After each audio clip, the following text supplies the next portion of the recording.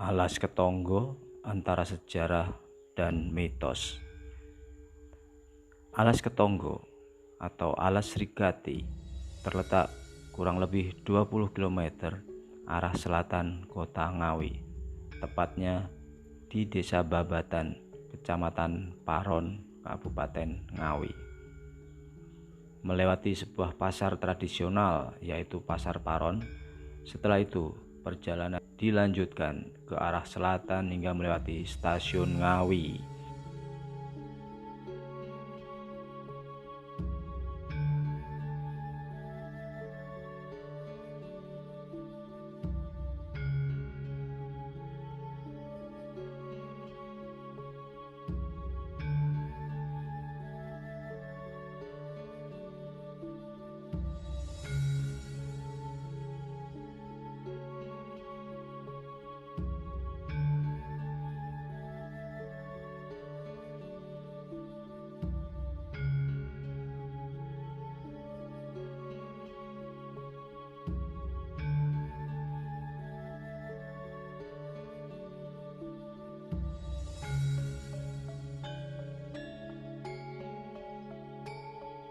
Lalu menuju ke arah barat daya. Dilanjutkan dengan menempuh 25 menit perjalanan. Sampailah kita pada sebuah jalan menembus hutan jati selebar 2 meter dengan alas konblok atau paving.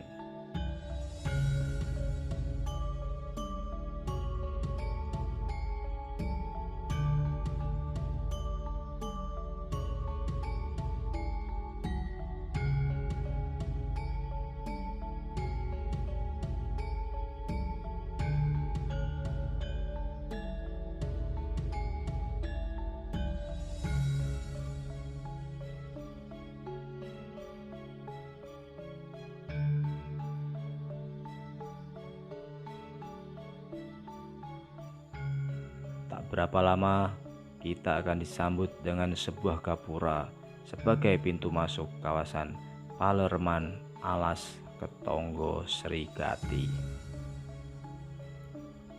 Luas Alas Ketonggo sendiri kurang lebih 5.000 meter persegi.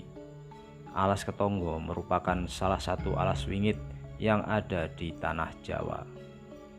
Selain Ketonggo, hutan yang dianggap wingit adalah Alas Purwo yang ada di Banyuwangi.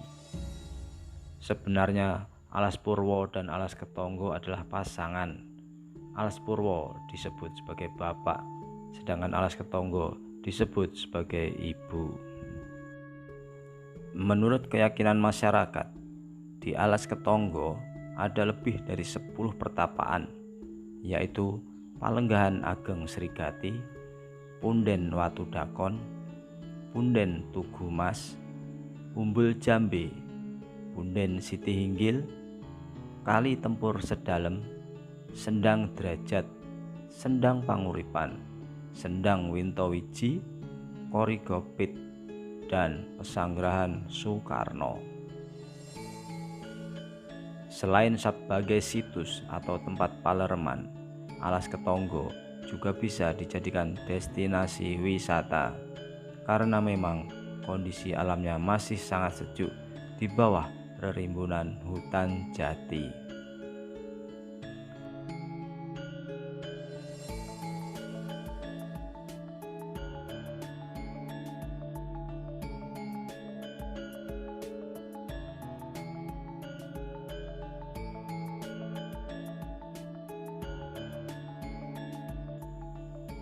Menurut Mbah Yitno selaku juru kunci, ada 22 situs di Alas Ketonggo ini atau Alas Srigati. Situs-situs tersebut diyakini sebagai petilasan Raja Majapahit yang terakhir dalam perjalanan pengasingan diri ke Puncak Lawu. Berdasarkan penelusuran Mbah Yitno, terdapat berbagai situs antara lain Gua Tugu Manik, Daru Kilat, Blegono, Bagus, Mandroguno, Teluk, dan Sundeng. Selain itu, ada pula Sendang Soko dan Sendang Umbul Jambe.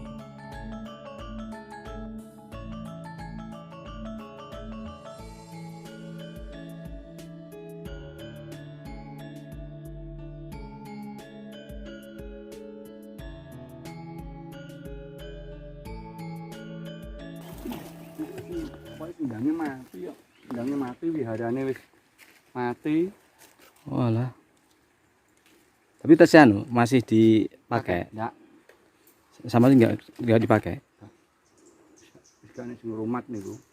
Walah. Budone cek ning kene niku cek dandani. Nggih. Mesti raketang minggu napa anu cek enek narane dhewe kaya anak buahe cek dolan tene.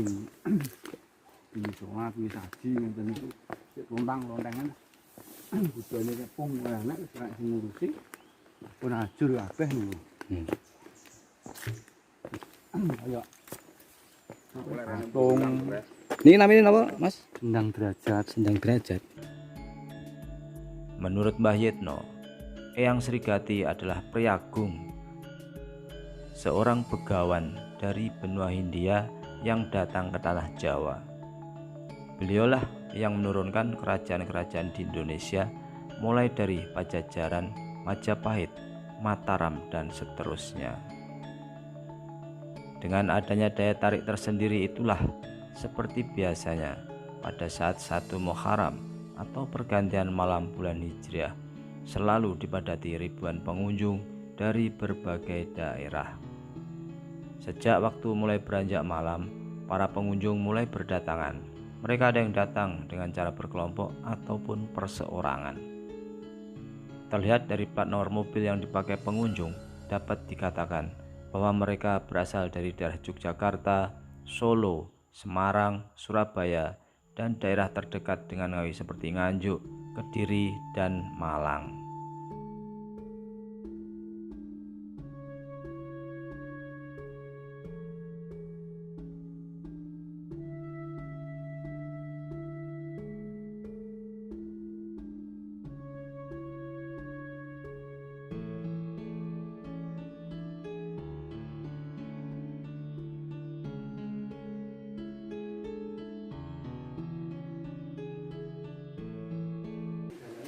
Mas, ini dulu airnya penuh ya?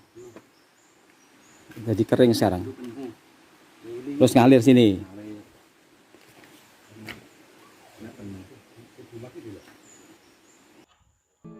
Acara ritual yang dilakukan para pengunjung di Alas Srigati waktunya pun bervariasi, mulai tengah malam sampai waktu subuh. Dan begitu juga tempatnya, berlainan karena di lokasi Alas Srigati sendiri ada sekitar 12 lebih tempat petilasan seperti Punden Krepyak Syekh Dombo atau Palenggahan Agung Brawijaya, Padepokan Kori Gapit, Palenggahan Watu Dakon, Sendang Derajat, Sendang Mintowiji, Gua Sido Bagus, Sendang Suro, dan Kali Tempur. Menurut Mbah Yitno, ia menjelaskan secara rinci, para pengunjung yang datang ke Alas Srigati biasanya mereka ingin napak tilas mengenang sejarah di mana Raja Majapahit, yaitu Prabu Brawijaya V, singgah terlebih dahulu di Alas Srigati untuk melepaskan baju kebesarannya sebelum melanjutkan perjalanan ritual ke puncak Gunung Lawu. Pengunjung di Alas Srigati tidak melakukan hal-hal yang sifatnya buruk seperti menyembah punden atau segala macam. Akan tetapi, para pengunjung melakukan ritual mengambil tempat Alas Srigati hanya sebagai tempat perantara untuk menyambung segala permintaan kepada Allah Subhanahu wa Ta'ala. Seperti terlihat di Palenggahan Agung Brawijaya, pengunjung sambil membakar dupa sebagai bentuk permintaan dan doa kepada Yang Maha Kuasa.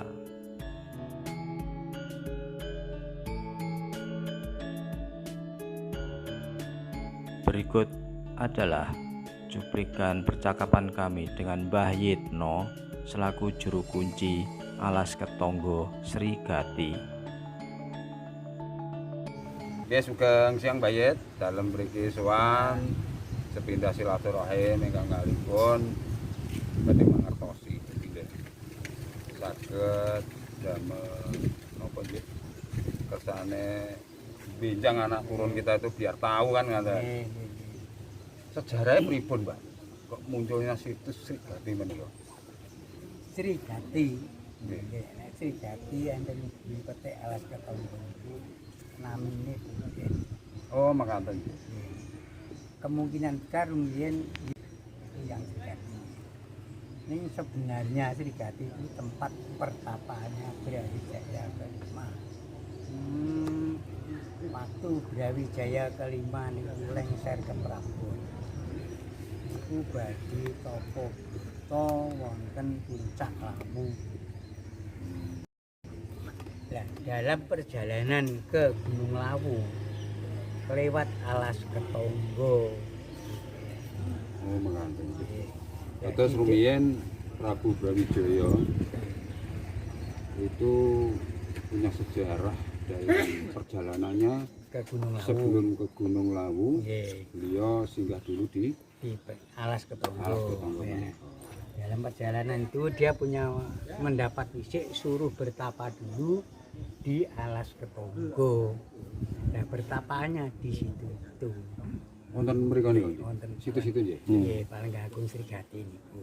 Terus di sini ada tempat di mana dulu beliau Prabu Brawijaya yang juga terkenal sebagai Raja Majapahit dengan patihnya yang terkenal Gajah Mada.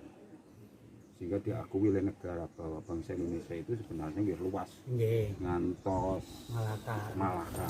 Nggih.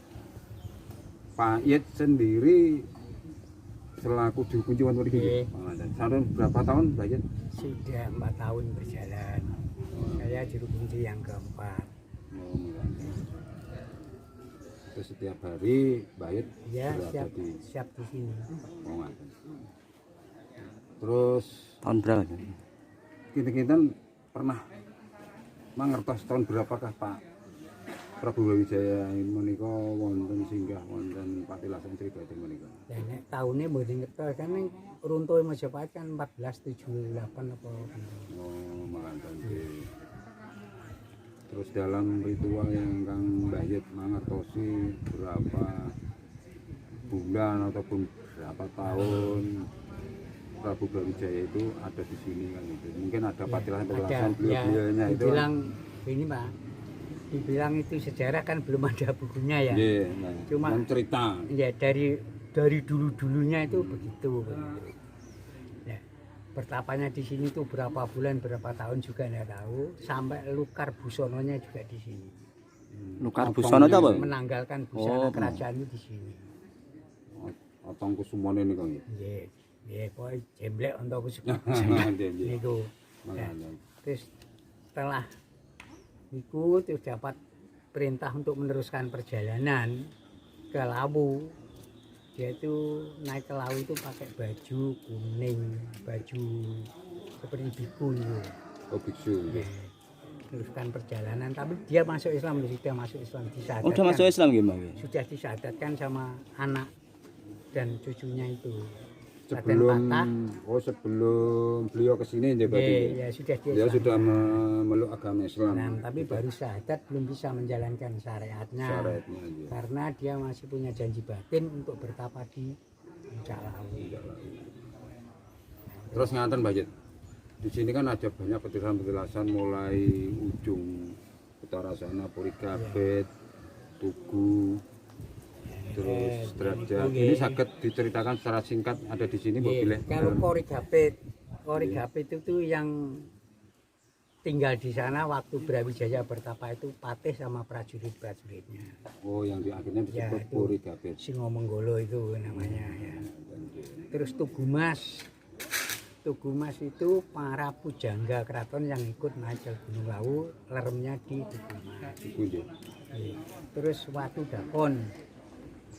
Dakon ini para putri dayang-dayang yang ikut ke Lawu, istirahatnya di situ. Di Sendang Derajat menika. Tidak di Watu Dakon atasnya Sendang Derajat. Oh, atas Sendang Derajat. Terus Sendang Derajat itu sendiri Nah, Sendang Derajat itu mungkin ya